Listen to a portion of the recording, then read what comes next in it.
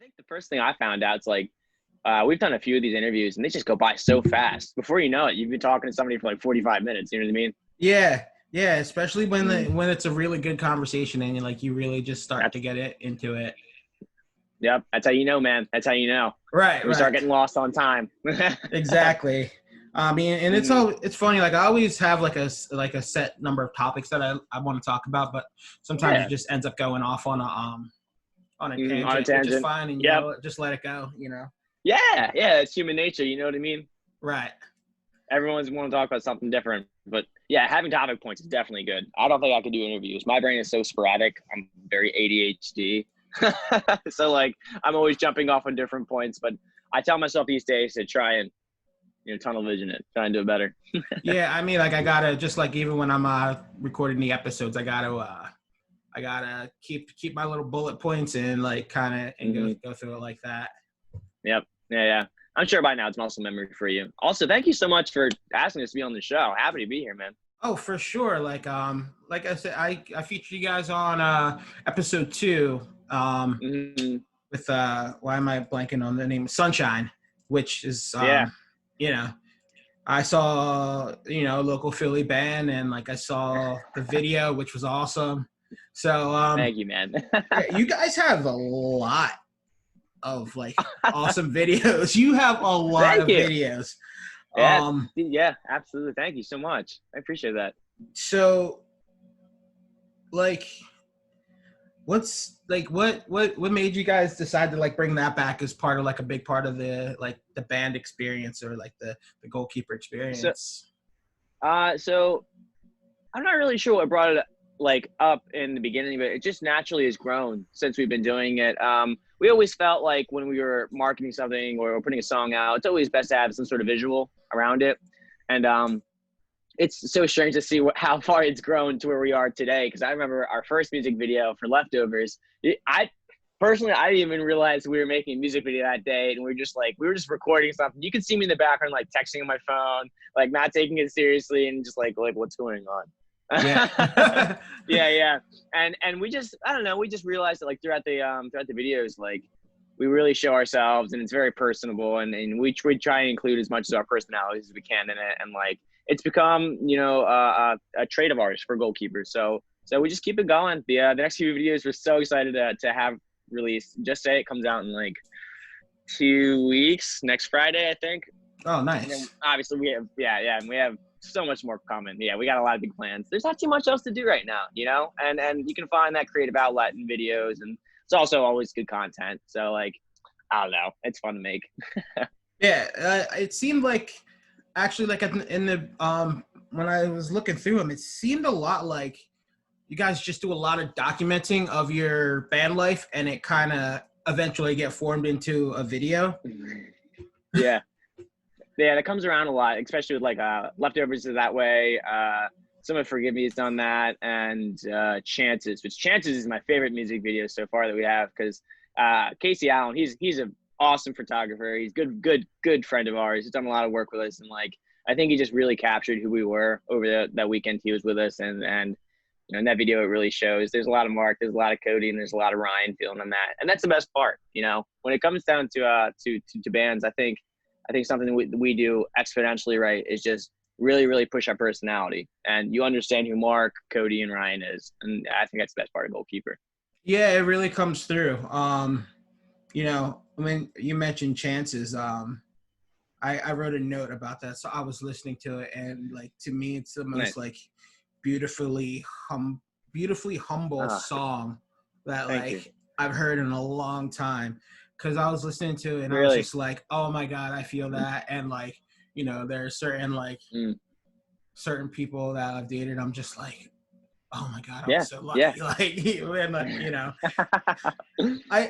It's funny that song actually came about with that was one of the first songs Ryan ever wrote in his entire life. Like that song is more than like 10 years old for him, and he never ended up using it for another band. And he just like, I can't remember how he brought it back, but he showed us one day and we're just like, yeah, we'll mess with it, see what we can do. And now it's like, one of the best songs we have. It's awesome. Yeah, I love playing that song. There's a lot of emotion to it too. So it's cool. That's definitely a good one. Yeah, that comes through in a lot of your songs, I've noticed. Like, was like Screwdriver, for example, is like when I heard that song, I was like, yo, like that song is so relatable, and especially like and I talk about this a lot in like interviews in my podcast. Like I'm a recovering like alcoholic and an addict, and so like when I heard that song, as soon as I heard that, like woke up with a screwdriver in my head, I was just like, dude, I know exactly that feeling.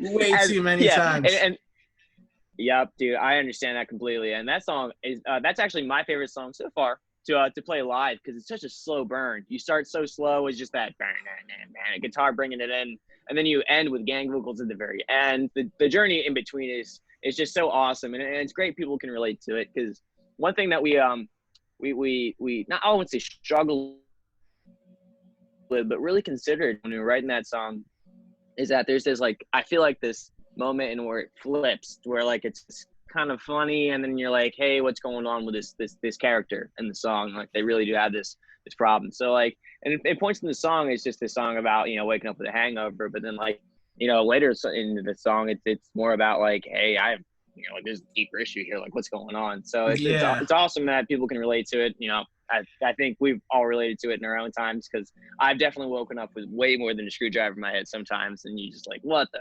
fuck did I do? You know? Yeah. So I'm super glad that people can relate to our songs. Definitely has that like Motion City soundtrack vibe to it too. Like, like he does a lot of that, and I really appreciated that.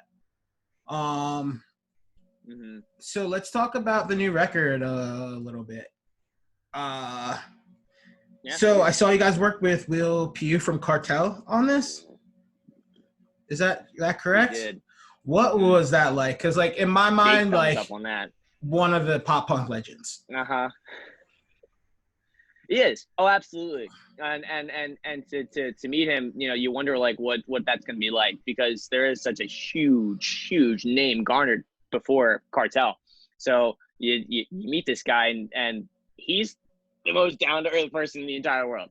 I'm not kidding. He is no ego, no attitude, no rock starisms. He is just such an interesting, intellectual dude who really worked hard on a record. It was awesome getting to meet him. We met him via Kevin, and Kevin worked on the last record with us, and so we were wondering where to go this time around, and he was throwing out some names. Basically, the first one that had come up, he said, you know, Will Pugh from Cartel, he's in Nashville, lives right down the road from me, yada yada, you know, we really should link up. And obviously that's eventually what happened, and he took such good care of us, really cared about these songs, engineered them so well. That was really awesome to work with. There was like zero intimidation. The best part was hearing the Cartel stories. I will not lie, you geeked out about it. Nice. I remember one time in particular, he somehow in the studio he ended up asking us all like what our favorite Cartel songs were, and I forget what Mark had said, but Ryan had said Deep South, which is such a fucking banger, and I told him one of my favorite songs was oh god, I can't even remember it, Matter of Time off of Chroma, and he looked at me and he was just like, huh, interesting. And I'm like, oh man, he probably thinks I'm such a nerd picking a song off Chroma. I should have picked Deep Cut, you know. But working with him it was super cool. Yeah, very humbling, very cool.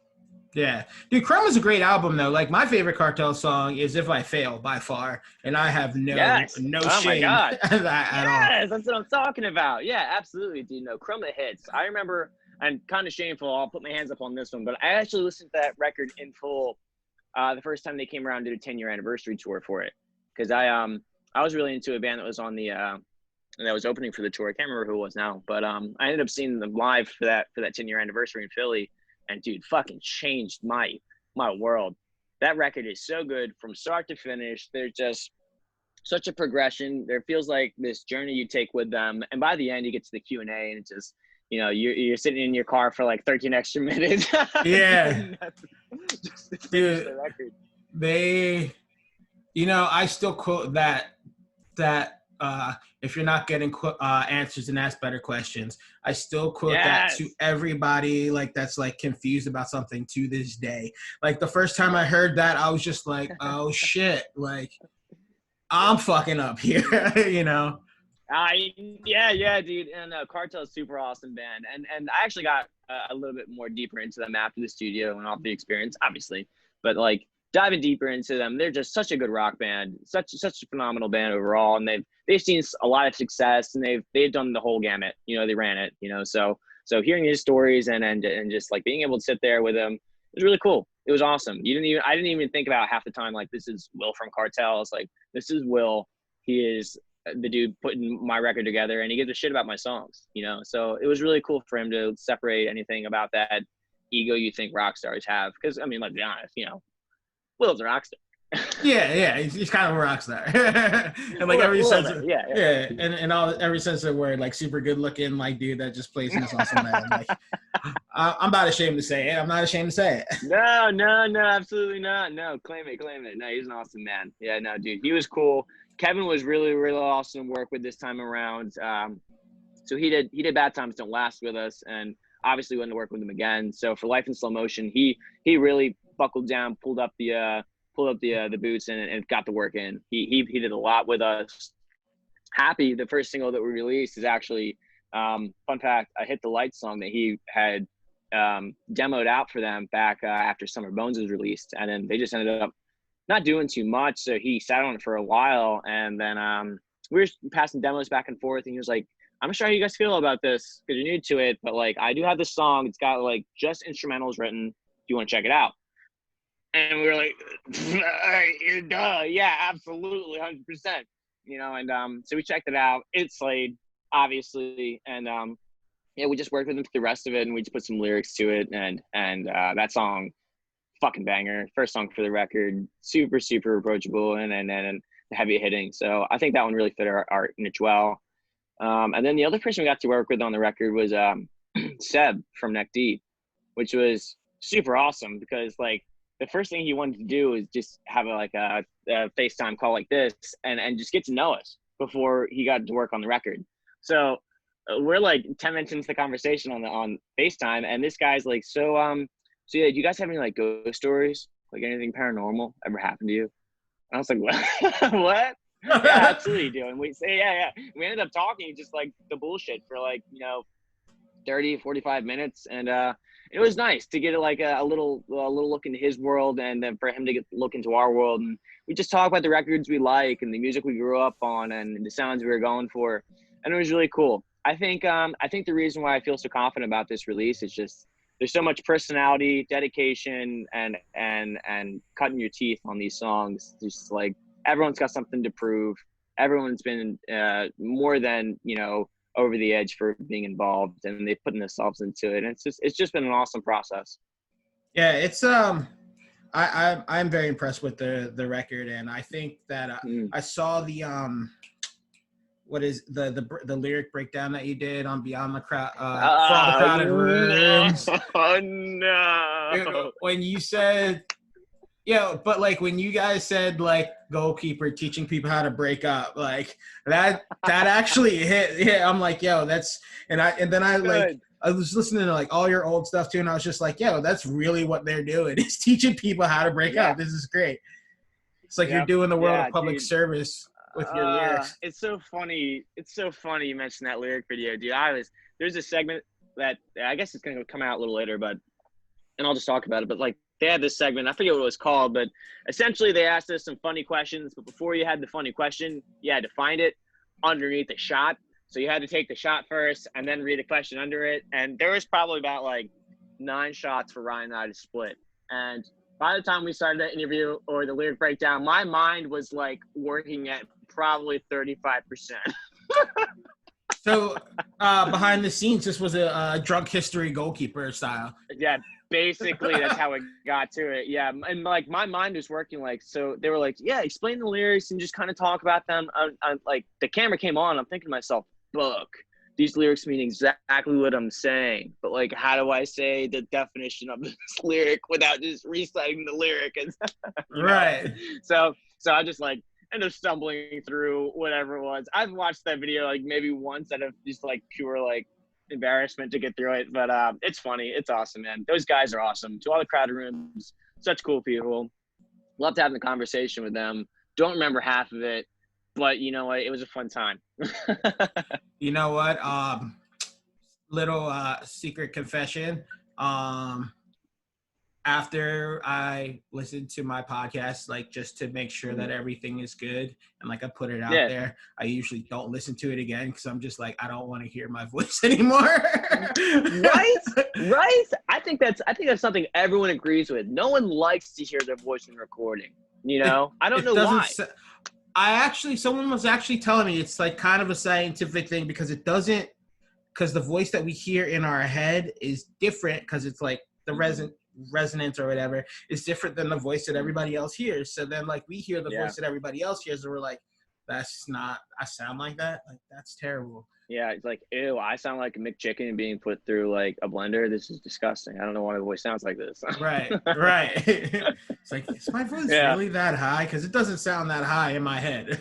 Yeah. It's probably like the difference between what you hear and like what I hear in my head is probably like one notch off. So it's like, why does my voice sound so irritating? Right.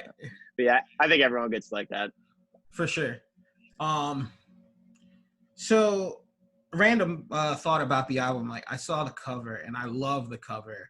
It just reminds me of that classic South Jersey or New Jersey diner feel. Yep. It's like yeah. So that actually came from our buddy Jesse Joseph, who's an amazing photographer from New Jersey, Philadelphia area.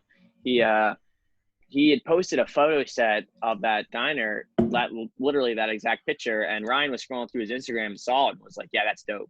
And then come to find out, that diner is actually Reddy's, and it's in Ocean City, and Ryan knows the owner to it. So like he's been there, he knows where it's been. It's like it's got a whole history with his family. So it's really cool that he ended up passing through that. And he was like, yeah, this looks really cool. We should end up picking this. And then we did. And it just like, I think the reason why it fits so well is that like you have life in slow motion, and then you know what that means to each of us is kind of different. But I think what it reflects with the album artwork is like, you know, you have this empty diner seat, and it's very like it's warm, but it's also very empty, and like you feel like things have slowed down. And that's what the whole album's really about. It's just like taking one thing at a time and just trying to like look at your life in realization, step out of the moment for a second, look back, you know, and think deeper and more visceral. So when we chose that album artwork, it was pretty on the nose for all of us. Ryan had sent it. We were all immediately like, yeah, that's the one. And that, I guess that's how you know that's when you guys have it, right? Yeah. So I'm glad you guys like it. Yeah, thank you so much. Not a problem. So can I ask you, what is Lost Music Collective, like the label that you're releasing this on, or is that like? Yeah, absolutely. So, yeah. No. So Lost Music Collective is on the record label that I guess, wow, man, we might be close to hitting a year signed with them now. But that's this guy Vinny, who used to play drums for Less Than Jake, and then our boy Eric, who's from we just known him from the scene. He was basically an AR person who contacted via Vinny. Anyways, Mark had gotten in contact with him, and somehow, I don't know, Mark is a genie. He talks to everybody, but he's magic. And they got connected, and they were like, yeah, we can do some serious stuff here. And we ended up having a conversation. Conversation went well. We signed with the label. They helped us get into the studio with Will and Kev via some money. And they've hooked us, like record labels too. And they've hooked us up with some pretty cool stuff so far, and they're really helping us with this release. They got us Fest, which is happening next year now, but the names on that are awesome. The Wonder Years got added to that for next year, which the Wonder Years are my favorite band of all time, next to Transit. But that's a different discussion. But anyways, yeah, they've done some really cool things. Don't get me started on Transit. I'm not. I'll talk about an hour for that. Yeah. We'll do that on the next interview. On the next one. Yeah. But to answer your question about the label, they're awesome. Great people, good dudes. They keep up with us. Like literally Eric hit us up just maybe like a few hours ago asking if we wanted to talk on Friday. They keep up weekly. Good dudes. They feel like they're really part of the team, and they're just helping us push forward. Yeah. So we'll be putting it out via Lost Music Collective September 25th. Man. Nice. Remember that, because I'm going to ask you to plug the album at the end. So. Yeah. Oh, yeah, I got it. I got it written on my hand right here. Is he the same guy that started Fueled by Ramen? Yeah. So, the history behind Vinny and kind of point was, from my understanding, he did a huge part of Fueled by Ramen, and if I'm not mistaken, he actually signed Fall Out Boy for Take This to Your Grave, and he had done some work with Paramore, if I'm not mistaken. So I mean, you can Google search on your own time, but he did a major thing for the scene, and then he did paper and plastic afterwards. But just to where even Fueled by Ramen is now, even have an association with that, that's awesome. To play that role in the scene, because I mean, imagine a day without Fall Out Boy now. Like who do you not have? So and that was a record that's been super influential to me. Take This to Your Grave, I think, is the perfect pop punk record. It's been my number one record for a really long time. But yeah, he's had involvement in that, just for sure. Yeah, dude, Fueled by Ramen was like so. I remember like I had just started out on like college radio when like Fueled by Ramen like had that big push with like Paramore and like The Academy Is, and I still listen to like the Hush Sound album all the time. Like Fueled by Ramen is like it played a major part of my early 20s. Yep, and look where they are now. Now, Vinny doesn't have anything to do with them nowadays. I think he sold his part a while ago, but like, look where they are now. They have, I think, 21 Pilots. I think Fall Out Boy is still on Fueled by Ramen, and like they have Panic. Some of the biggest names. Yeah, exactly. And which Panic did phenomenal last year, all over the place. Yeah. So just to have that like that 1 degree to Kevin Bacon, into Fueled by Ramen is awesome. So it really feels like we're on the pulse of the industry, man. Where we're at right now and some of the hype behind the album, it's surreal. Sometimes I can't believe it, and then just to see the success and the love and all the support that comes, it's super humbling and unexpected and loved back, so everything they get to us, we're giving straight back, man. I can't thank everyone enough for the support that we've gotten so far. Dude, I saw like the like you guys are written about in alt press, you guys are written about in Substream. You're on like did I see this correctly, playing with Bowling for Soup coming up? Yeah. So it's like, I feel like you guys are like right there, like that's like you're about to blow up. So I'm lucky to have you here with me. Thank you. No, absolutely, man. Dude, I'll talk to anyone who wants to talk about Goalkeeper. I'm super happy to be here, and there's people just interested in us. And that's the best part. Yeah, I love that you guys are a Philly band too. Like that always, in like Philly, well, in Jersey, because I was born and raised in Jersey, but I live in South Philly now. Yeah. So like anytime I get to like see like a Philly band coming up and like making big moves and like get to talk to them. Thank you. It's fantastic. Yeah. I did make a crucial mistake today on social media where I think somebody asked Goalkeeper what our favorite hoagie was, and me, being the New Jersey fucking idiot that I was, said, yeah, it's a chicken tender sub, bro. That's the best one. Everyone's like, and this guy has the fucking audacity to say a goddamn sub. What is wrong with him? What is a sub? I've never heard of a sub. Yeah, Mark texted me individually. He was like, I can't believe you called it a sub online. I was like, I'm from Jersey. What do you want, man? I'm sorry. Listen, now you can't use that excuse because I'm from Jersey and I know it's a hoagie. You must be from up north, sir. No, I'm from I'm from down. I'm basically Delaware, like Salem County. Exit really? 295, bro. Oh yeah, dude, I'm down here, man. You're down there like Carney's Point. Yeah.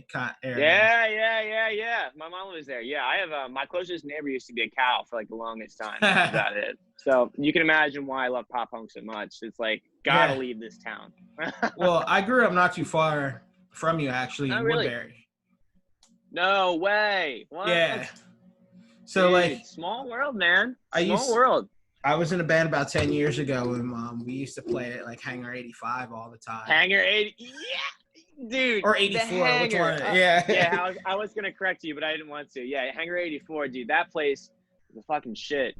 Yeah, dude. They used to have the wildest things there. Yeah, dude. Man, that's a whole part of my memory you just unlocked.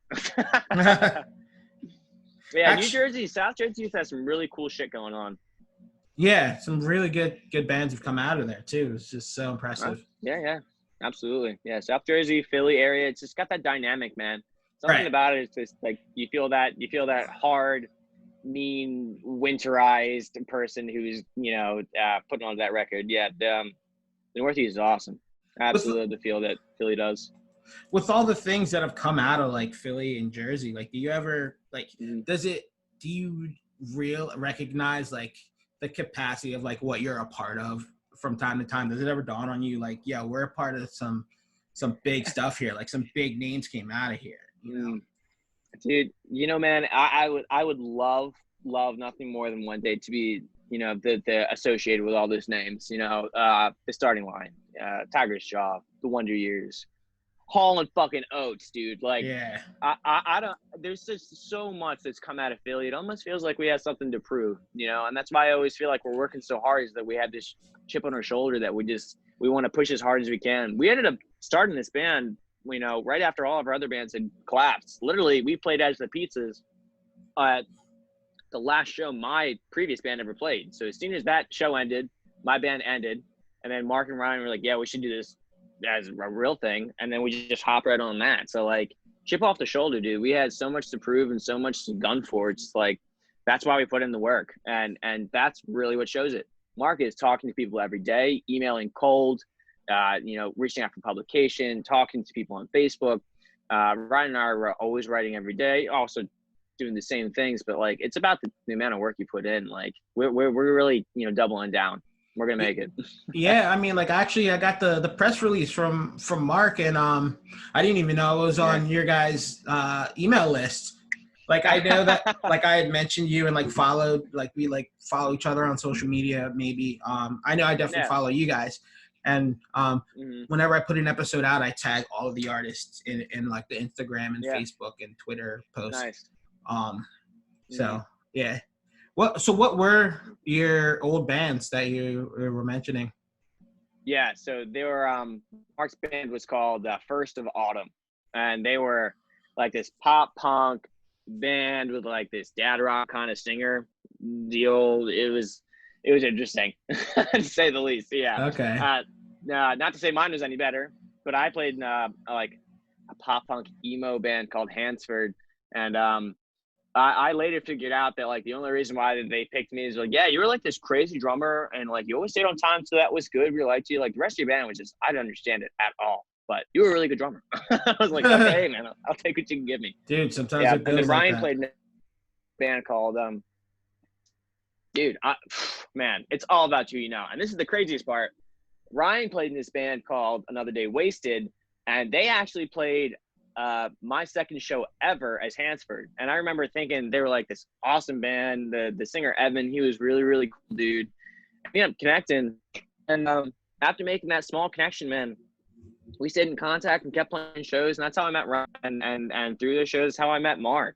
And now I couldn't imagine a single day not talking to them. They're the best in the entire world, and we're about to take over the music industry together. Like, it's crazy how things happen and how you meet people, dude. All because of Hansford. Yeah, it's funny how that works out. Yeah, man. Old bands. Yeah, they're fun. It's fun. I it's like some of the guys that I used to play with have gone on to do some pretty big things, and it's almost like that sense of pride of like, I know that guy. Like I've been like, yeah, I used to play with them. Like I used to get down with them. So if I could get down with them, I think I'm pretty cool. Yep. You know what I mean? So I'm sure all your old bandmates are looking at you guys right now. Yeah, like, yeah, absolutely, man. Go do it. Oh, dude, yeah. Oh, dude, that's exactly bandmates. Yeah, no, please, God. No, what were you about to say? Oh, so I was gonna say like the old I have from Hansford, they're still my best friends now, and they love the record. And I showed it to them and give them all the sneak peeks, and like they're only pushing further and further. They're really, really happy for me, and like they've been super supportive, and like they've been exactly like you said. Like, yeah, they've been at every show, they've been pushing, they share their friends. It's cool to see the support that's coming through. That's what's up. So let me ask you a couple more things about the record. So from Hmm. what I was listening, at least like the last half of it, there seems to be like this like sense of like being lost, you know. Especially so like is there any specific like vibe that you guys were going for, or like did that just happen like kind of naturally? Yeah. So the funny thing is, I remember us trying to think of some themes to write about when we were getting together trying to start this record, and like nothing really came. You know, nothing natural that felt like this isn't forced, that we weren't trying to push some sort of something onto Goalkeeper. So when it came down to it, we ended up just writing what Goalkeeper wanted or what Goalkeeper did, and there was no like natural theme that we tried shifting towards or anything like that. But it all just came together, acclimated very well, and there's that sense that like all this has the similar purpose, like we're all saying the same thing with these songs, like, and like what you had said in the last few songs, there does have that feeling of like being lost, and that's something we wanted to touch upon in this record, because as much as we're known as this positive band, you know, there's a whole other side of the spectrum of songs that, you know, and feelings that you want to reach into, and you know, like you can talk about being sad, and you can talk about your deeper feelings of feeling lost and dismal and those kinds of things, and once we finally touched into it and tapped into that spirit, like we really brought it, you know. Ryan was feeling in a certain headspace through half the record, and I remember he started the record and we were thinking like, it's so funny, this is it. But the first thing that he had told me in a parking lot one day was like, yeah, I just found this concept. Like the concept I have is I just want you to be happy, and like I want to see if we can build off that and maybe do something with that. And I remember that really kind of like sparking the rest of my motivation for the record, and then that's how we ended up writing the hook for Happy, obviously. But then like you have your other side of the hand, or the opposite hand to those songs, where you have like Black and Blue and This Is Fine, that talk about like chasing a feeling that's not even there for no reason, wondering what it's all about, feeling like the world is crushing you and you have no idea what to do. So I think it's awesome that we're able to touch into those emotions that maybe our fans haven't related to us yet. So because I mean, like, I love Pong Partners, and I love, you know, Sunshine, and I love songs about love and feeling like, you know, there's hope out there, but like there's also that very real side, you know, about sadness and depression and anxiety and loss, and maybe just that feeling of just not belonging, you know. So we touched on a heavier side this time around, and I'm really proud of us. I really like what we came up with, and I think it still sounds very Goalkeeper. And you know, man, honestly, it just sounds honest. That's the best part. This is something that wasn't forced, it wasn't pushed, it wasn't like curated. Ryan and I sat in the van and drank a 6-pack of Yingling and wrote the rest of our lyrics. Like, that's how it came about. It was really honest. Yeah, this like, you know, you said it was heavier. Like I like there's definitely like a like a depth and weight to like, especially like on Yes. like This Is Fine, that like that, you know, Hmm. is not on Sunshine, even though like Sunshine's a great song. Like I such a Yeah. fun song. Thank you. And even that is like, it seems like even when you guys do the heavier, like more deeper things, that Hmm. there's it's still relatable. Like I find a lot Yeah. of what you guys are saying relatable. Um Yeah. and like, Good. Good. you know, like you said that I saw like you lyrics that focus on the levity of situations is like what you guys are going Hmm. for. And I think that that really comes through. Is like, even with that, like, Good. is that, how am I trying to say this? Like, well, like what kind of keeps you like that optimistic even through all of it? I think what that optimism is just something Ryan and I have found as writers. Him and I write primarily most of the lyrics. Mark has helped out in a few instances, but it's mostly Ryan and I. And I think a commonality him and I have is just being able to see a brighter side, or the other side. The grass is always greener, you know. And we've always focused on trying to write just focusing on things can get better, because, you know, for a period of time in there was just a lot of music being released that was very sad, you know, and just very heartbroken, which is fair. People are heartbroken, people are devastated by things every single day, you know. So feelings are feelings, but like we just felt there was just this void for a happy feeling. So So we clung to that, and we just like wrapped it around ourselves and made Goalkeeper what we thought that could be. We wanted to be just like this lightning rod for positivity for people. If they needed it, we had it for them. And if they wanted to feel sad, hey, we got sad songs. We have lately, you know, and like you've heard the record, there's some harder stuff coming out. So like as equal as people need sad songs, people also need happy. So, you know, I think Mark, Ryan, and I all came together with that idea in mind, and we really kept it. You know, we wanted to keep that positivity inside our band, which is working out great. I'd say so. Is there anything, or kind of winding down on time, is there anything that we've missed that you would like the world to know about Goalkeeper? Sorry, my AirPod fell out. Anything the world needs to know about Goalkeeper? Wow. I love my cat. His name is Bobo. He's in a music video. Mark has no belly button.